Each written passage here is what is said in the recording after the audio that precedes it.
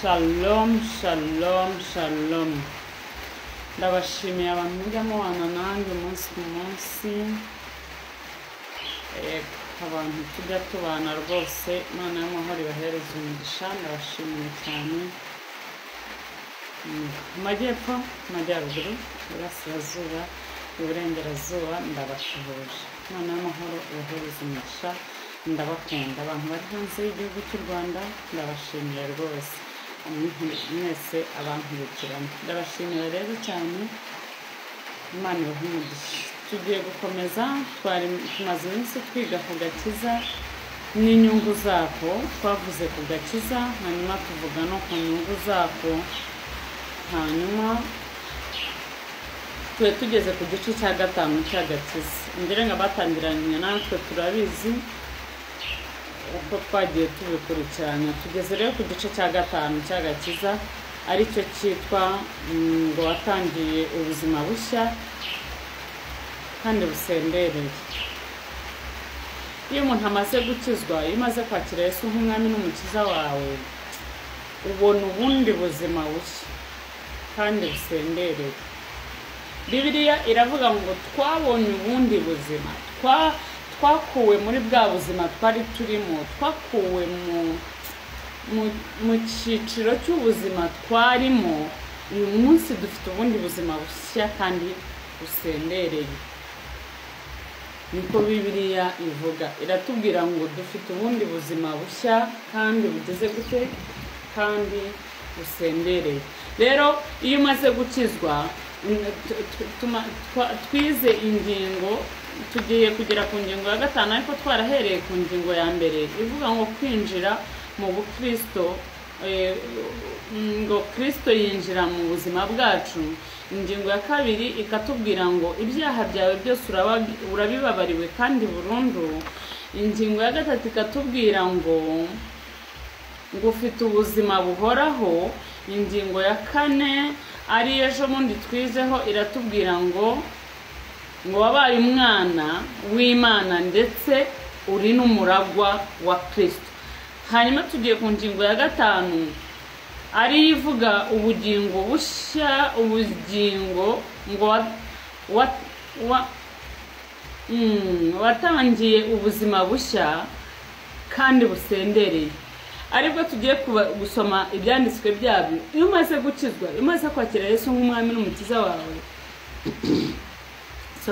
iyo umaze gukizwa, iyo umaze kwakira umwami Yesu nk'umwami n'umukiza wawe, hari impinduka ziboneka mu buzima bwawe, hari impinduka ziboneka muri wowe. Bivuze iki? Bivuze ko iyo umaze kwakira Yesu nk'umwami n'umukiza, iyo Yesu yaje mu buzima bwawe agakomanga, ukamwakira, ukavuga uti ndakwemera, ukabyatuza akanwa kawe, ukemera ko Yesu ari umwami, haba impinduka ku buzima bwawe, ndetse hakabaho n'ubuzima bushya buruta ubwo wari ufite. Ni ukuvuga ngo iyo wakiriye Yesu nk'umwami n'umukiza wawe, umaze kwiheba kutakiriho, wongera kugarura ubuzima, wongera kubaho, wongera kumva hari ubundi buzima bundi ufite burenze bwa bundi.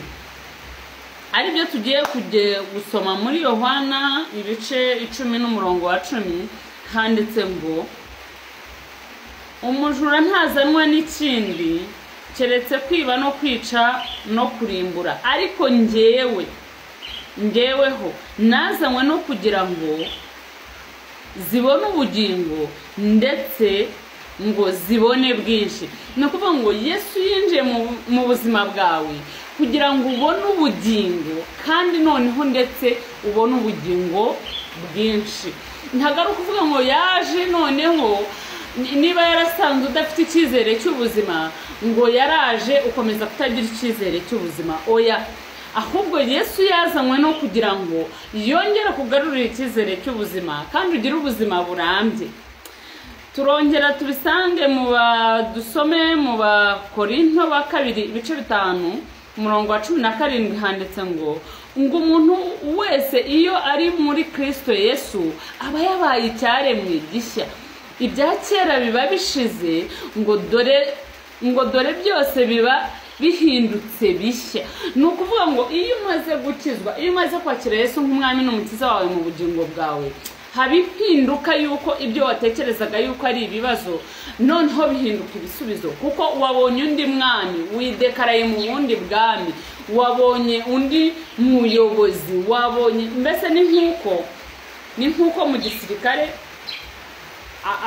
bashobora kuba bagukura muri iyi batayo wenda bakagushyira nko mu yindi batayo. Ni ukuvuga ngo wahinduriwe batayo, ariko wenda ntabwo ariko ibiri, ntabwo mbisobanuye neza. Iyo wavuye mu ni nk'uko igihugu kimwe cyatsindwa ikindi kigatsinda, ni ukuvuga ngo bisaba ko uyoboka bwa bwami cyangwa se wa muntu watsinze. Iyo wamaze kuyoboka rero ntabwo uba ukibarizwa muri cya gihugu cyatsinzwe, uba ubarizwa mu gihugu gishyashya, uba ufite umuyobozi mushyashya, uba ufite uniform nshyashya, uba ufite ikikuranga gishyashya. Ntabwo bakubarira kuri bya bindi bikuranga byo muri bwa bwami wavuyemo, ahubwo bakubarira mu bikuranga by'ubwami bushya watangiye. Aha rero niko bivuga, ntago iyo umaze gukizwa wabonye Yesu akaza mu buzima bwawe, akaba umwami, akaba umucunguzi w'ubuzima bwawe, ntabwo ubu ukibarirwa muri bwa bwami bwarangiye, ahubwo amateka arahinduka, ibyawe bigahinduka, kuko wahinduye umwami, wahinduye status, wahinduye igihugu, wahinduye umuyobozi wakuyoboraga, wabonye undi muyobozi mushya. Rero niko bigenda iyo umaze kubona Yesu nk'umwami n'umukiza wawe, habaho impinduka mu buzima bwawe kandi sendereye rwose. Tusome muri Yeremiya ibice 29 guhera ku murongo wa mbere, haravuga ngo 29 umurongo wa 11 haravuga ngo erega nzi ibyo nibwira kubagirira ngo ni amahoro si ibibi, ngo kuko mbarema ngo kugira ngo mbareme umutima w'ibyo muzabona hanyuma, ngo niko Uwiteka avuga. Ni ukuvuga ngo iyo twamaze kuba mu bwami, iyo twamaze kubona ubwami bushya, iyo twamaze kwakira Yesu nk'umwami akaza gutegeka mu mitima yacu, habaho za mpinduka, habaho kumva ubuzima, habaho kugira amahoro mashya, habaho kumva ufite iyindi kava yindi, habaho kongera kubona ubuzima bundi. Haleluya. Gukizwa rero, iyo umuntu yakijijwe, iyo umuntu yakiriye Yesu nk'umwami n'umukiza we, habaho ziriya mpinduka eshanu. Tuzakomeza n'iya gatandatu, ariko tugiye gusenga tubwira Imana ngo Mana dutabare, tubwira Imana ngo Mana twiyereke, tubwira Imana ngo Mwami twarakwakiriye nk'umwami w'umukiza w'ubugingo bwacu. Turakeneye impinduka, dukeneye kugaragaza ko twavuye muri buriya bwami, dukeneye kubona amahoro asendereye, dukeneye kubona ubuzima bushya, dukeneye kubona impinduka muri Kristo Yesu, dukeneye kuba abana b'Imana koko, dukeneye kubona agakiza, dukeneye kubona ubugingo buhoraho. Yego Data, turi imbere y'amaso yawe, twaje tuje kongera kwiga, twaje twuje kongera kumva inyungu ziba mu gakiza, twaje kongera kumenya ibisobanuro by'agakiza ku bugingo bwacu. Turi imbere y'amaso yawe rero, turagusabye kugira ngo utwigishe Papa.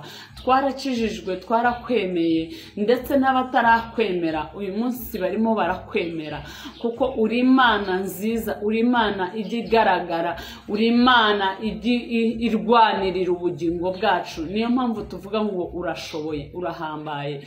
Ndasenze kugira ngo igiti cyose kiri muri twebwe kitatewe nawe kirimbuke. Ndasenze kugira ngo ikintu cyose kiri muri twebwe kitaguturukaho kituveho. Mwuka wera naza ganze, Mwuka wera nategeke, Mwuka wera naduhindurire, Mwuka wera naduha amahoro yo mu mutima. Mwuka wera niyongera twibutse ko twavuye mu bundi bwami. Mwuka wera niyongera tuganirize. Mwuka wera nadusange Kristo. Dukeneye kubona ukorera muri twe, dukeneye kubona ugendera muri twe, dukeneye kubona wigaragariza muri twebwe. Urakoze Mwami wacu, urakoze Data, mu izina rya Yesu turagushimiye. Amen. Imana ibahe umugisha. Ndabakunda kandi Yesu arabakunda. Karibu umuntu usaka gukizwa anyandikire muri comment, ambwire tumwatuze. Imana yo mu ijuru ibahereze umugisha. Amen. Shalom.